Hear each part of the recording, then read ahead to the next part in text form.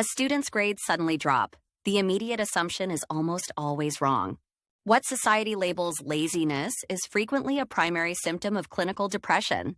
And it's not just apathy. In teens, depression often appears as irritability and anger.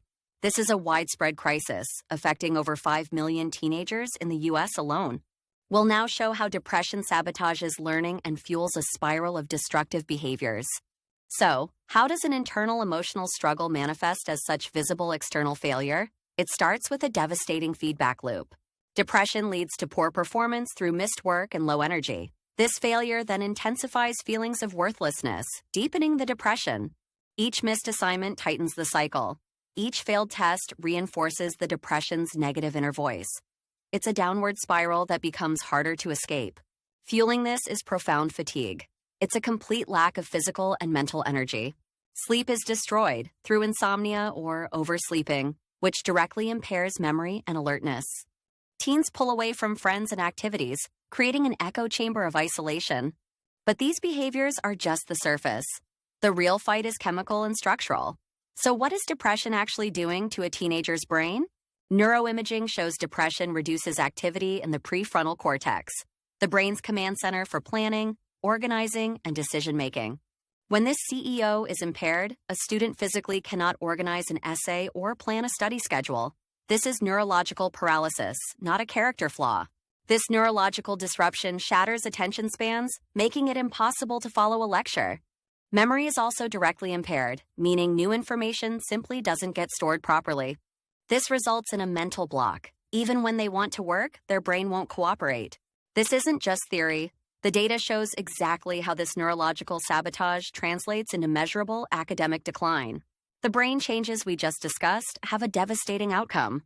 A 2024 survey found 40% of depressed students reported dropping below grade level. The impact accelerates after high school. A shocking 64% of college dropouts are attributed to mental health reasons, with depression being a primary cause. This isn't just about dropping out. Untreated depression in college limits access to internships and career opportunities. The consequences are lifelong.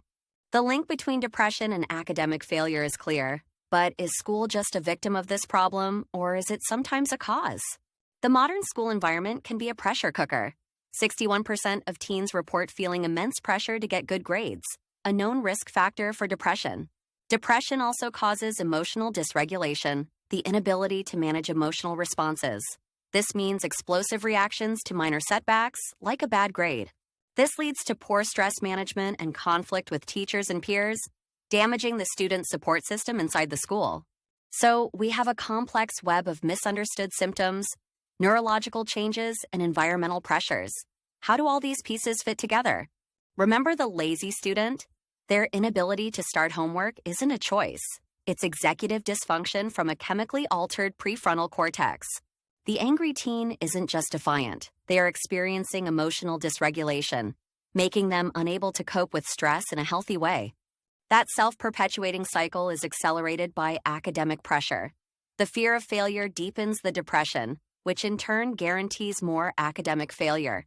Ultimately, academic struggle is not a separate issue from mental health.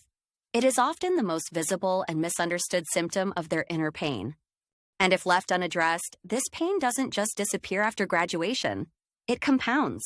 Adolescent depression significantly increases the risk for developing other serious conditions, including anxiety disorders, substance use, and eating disorders.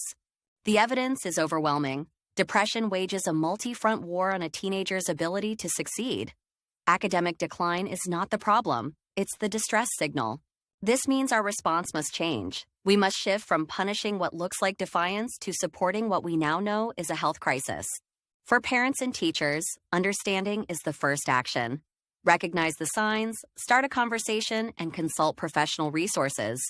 Millions of futures depend on it.